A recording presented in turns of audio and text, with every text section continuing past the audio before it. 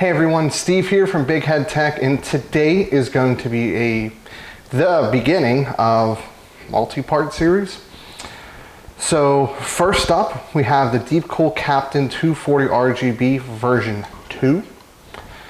And I'm going to be reviewing multiple coolers in this price point of $80 to $100.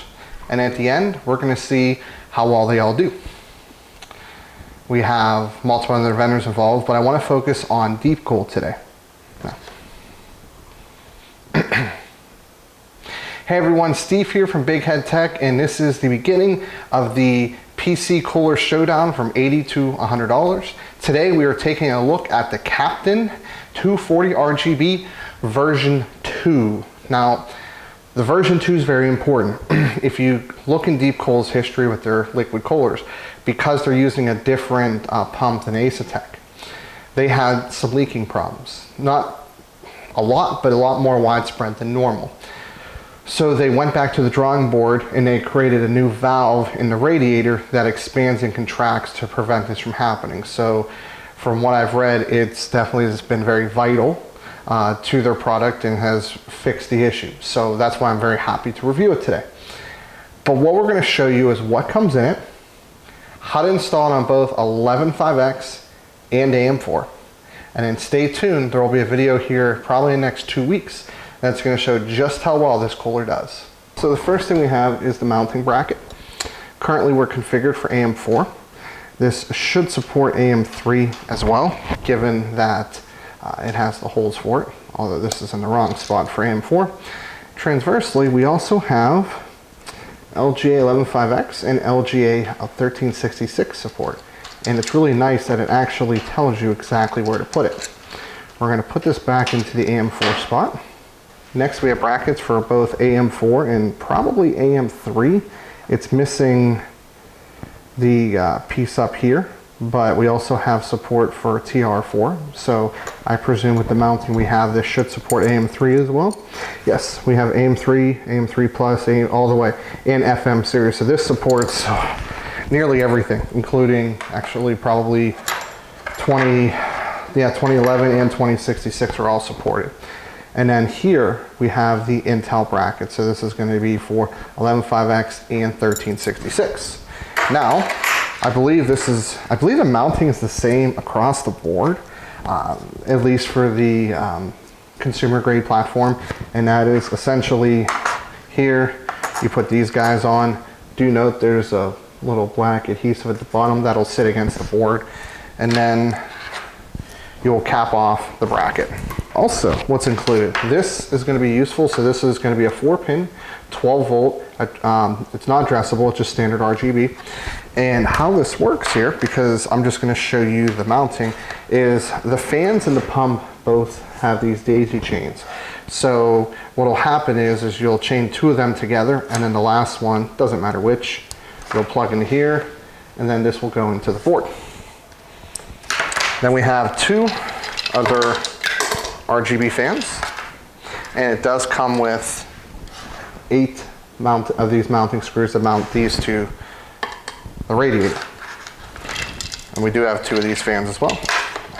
Now, if you don't have RGB built into your system, you can get it comes with a SATA powered remote that will allow you to switch modes, speeds, etc. And again, it ends with one of their pieces here. Lastly, I'll go ahead and remove some of these screws here. We have the cooler. And I find this cooler design extremely cool looking. It's really awesome. So from a mounting standpoint, I have mounted this already. Radiator mounting is a little tricky because you do have to adjust these, and since they're vertical instead of horizontal, it does make it a little bit different, just kind of do placement. I did remove the pre-applied thermal paste, but it does have some. That's only because I had to dismount it doing the video and the showdown. So, but what's nice is it's easy to install this on a motherboard as long as you have access to the backplate while it's in the case, from experience. And then, probably one of the most important things is this is the pressure release valve, and it says no warranty if torn, so you don't touch this. This kind of does its own thing by itself, and there's also a valve piece kind of right here as well. So this is the pressure release mechanism. This is your first mount. You don't have to worry about thermal paste. There is some that comes pre-applied. What we're going to do here is I'm going to pop these out. These do not come pre-installed. I'm going to turn them over and look for the 115x, which is the interior ones. So it's actually really nice. They actually are in this hex pattern and they slot right in. There we go. So we're going to do that for all of these here. Just like that. And then we'll simply lift the board, put this through just like that. Hand tighten these. You do not want to over tighten these on the board.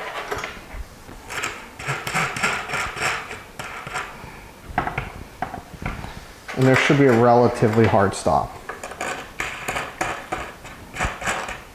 Now this is easier because there's not much in the way of VRM.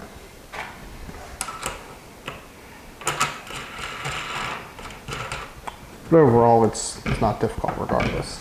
What we want to do now is install these, and from a quick test fit, it kind of faces out, so essentially we want the slots to hang out accordingly. And then we will go ahead and get these down in there. I'd recommend for these to take a screwdriver and just do maybe a half turn or so. Once you get a hand tight, make sure it's on. In this case, I'm thinking they're most of the way on. Yeah. Essentially, maybe a quarter turn is all you need.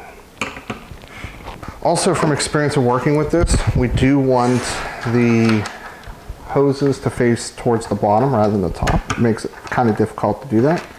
I'm actually going to hand tighten the first couple revolutions here. And I'm doing that so I can then put this down. And for an even spread, you're going to want to kind of go back and forth a little bit. You don't want to tighten one side down then the other.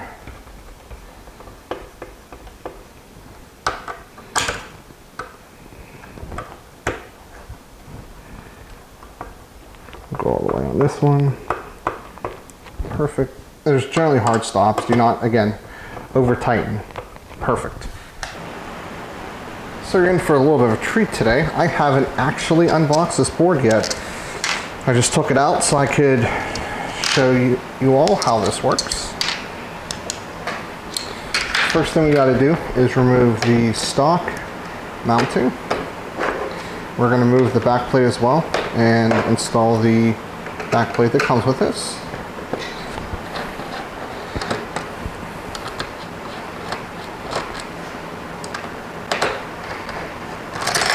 And one more. Perfect.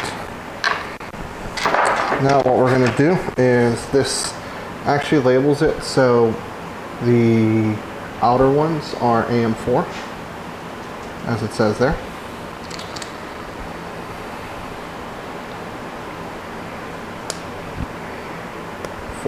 Just like that. And then what we do is lift, remove the stock mounting and the stock bracket, lay this down just like that, and we have the AM4/TR4. Again, just like with the Intel setup, start with hand tight, and then we'll do a quarter turn at the ladder here. Okay.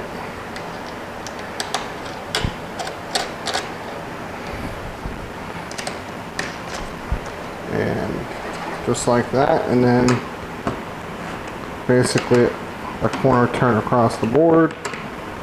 We'll get it tight. Perfect. At this point, you're going to want to add thermal paste. You'll put a little like piece size right there. We want the hoses facing the bottom. That generally seems to be the best, easiest mounting setup, especially for putting in the top. And then and get this fully screwed in. It's going to go back and forth. That'll help with even pressure to spread out the thermal paste. So you don't want to crank one side down all the way. You want to go back and forth, just like we did for the Intel build. And voila, that's it. Well, I want to thank everybody for tuning in to this unboxing, overview, and installation guide of both LGA 115x and AM4 for the Deepcool Captain 240 RGB version 2. Stay tuned. We're going to see how well the performance is of this cooler against other coolers in the same price range. If you liked the video, definitely hit that like button. If you dislike, hit the dislike button, but leave a comment, get subscribed. I'll put this in the link in the description below so you can buy it. And as always, this is Steve from Big Head Tech, and I'll see you later on down the road.